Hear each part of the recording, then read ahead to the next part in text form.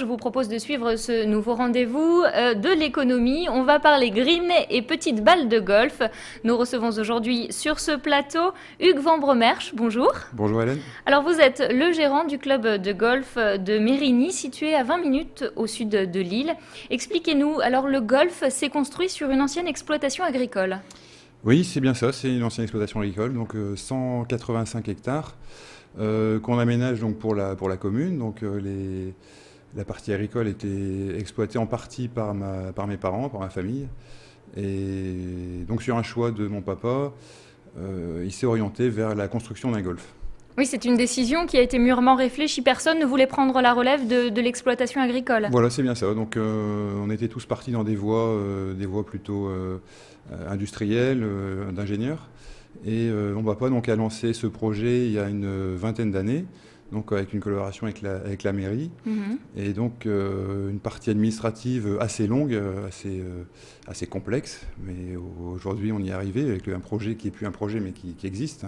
Alors décrivez-nous ce site aujourd'hui. À quoi il ressemble le golf de Mérigny? Alors aujourd'hui, on a un site, donc pas sur 185 hectares, bien sûr. On est à peu près sur une centaine d'hectares, avec une partie d'aménagement de terrains viabilisés pour des villas de standing. À peu près une cinquantaine de villas qui sont habitées, une quinzaine en travaux. Et sur la partie golfique, on en est à peu près à la moitié du travail. On a 18 trous qui sont ouverts donc depuis maintenant 1 an. Et on est sur une troisième phase où on aménage 9 trous supplémentaires et on aura encore 9 derniers trous dans 2 ans à peu près. Alors là, on voit bien que vous êtes dans une phase d'expansion. Comment se porte l'entreprise? Vous n'avez pas souffert de la crise? Alors si, l'année 2008-2009 a été assez difficile. Donc heureusement que le parcours de golf était ouvert parce que ça a permis de donner quand même une impulsion pour le fonctionnement. Et on a eu donc un nombre de licenciés en golfeurs qui était effectivement croissant. On n'avait pas d'avant-crise, donc on n'a pas pu savoir comment c'était avant la crise.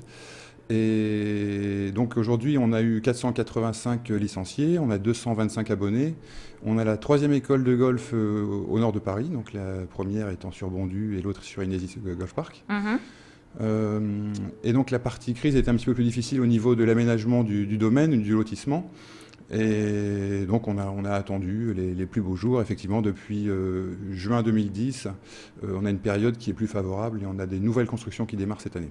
Alors justement, vous le disiez, vous êtes en train de construire 185 villas et vous envisagez d'implanter des bungalows. Pourquoi ce choix? Pourquoi faire du foncier sur un site de golf?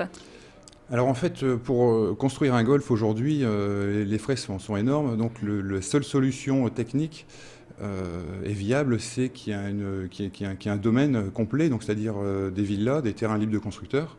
Donc les villas, c'est pas nous qui les construisons, c'est bien évidemment les acheteurs qui choisissent leur architecte, leur constructeur. Et donc, Pourquoi ce choix? En fait, c'était important, c'était nécessaire pour s'en sortir financièrement. L'équilibre est impératif financièrement avec des villas qui arrivent avec le parcours de golf. Est-ce que la présence d'un golf génère une économie particulière aux alentours? Est-ce que votre implantation a eu des retombées économiques sur le secteur? Oui, je pense qu'il y a des retombées vraiment très importantes, car aujourd'hui, sur une exploitation agricole de 150 hectares, on arrive à avoir 2-3 personnes qui travaillent. Évidemment, il y a des emplois indirects sur les fournitures de matériaux, sur les machines. Donc aujourd'hui, on a à peu près 22 salariés sur le site et des emplois indirects vraiment très conséquents, notamment par les constructions de maisons, les travaux qu'on a nous donnés en aménagement de voirie et de golf. Quel est le profil de vos clients? Quel est l'adhérent au golf de Mérigny? Il ressemble à quoi? Alors l'adhérent golf de Mérigny, aujourd'hui, évidemment, il n'y en a pas beaucoup, il y en a déjà quand même à peu près 250.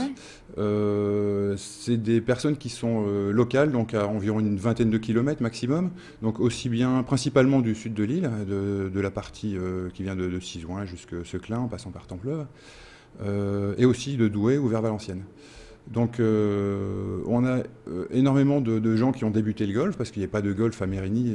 Il y en avait à proximité, mais on a créé beaucoup de nouveaux golfeurs. La preuve, c'est notre école de golf qui démarre vraiment sur les chapeaux de roue, avec 2 enseignants de qualité qui génèrent vraiment beaucoup d'activités golfiques. Est-ce que c'est un loisir coûteux? Parce que dans l'esprit des gens, le golf reste un loisir pour les plus fortunés, il faut être honnête. Ça reste un loisir d'un certain coût. On peut le comparer à une activité de sport mécanique, peut-être qui est encore plus coûteuse, ou bien de cheval, par exemple. Si on est vraiment impliqué dans un sport, bon, après, on y met les moyens qu'on veut. Donc aujourd'hui, on a des formules pour débuter qui sont très abordables. Sur quelques heures d'initiation, sur l'école de golf qui correspond à une bonne école de tennis, par exemple. Et au niveau du matériel, on a aussi des prix de matériel qui sont très, très cohérents pour débuter le golf, qui permettent de jouer quelques années sans avoir des frais trop importants.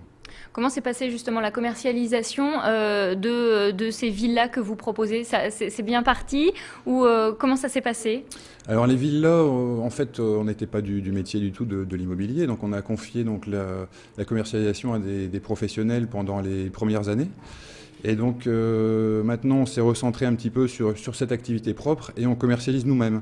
Donc on a créé une agence qui s'appelle Mérigny Golf Immobilier et qui va s'implanter sur le site à partir du mois d'avril à peu près. Très bien. Hugues Vambremersch, merci. Merci Hélène. Voilà, c'est la fin de cette nouvelle édition des Rendez-vous de l'Écho. À très vite.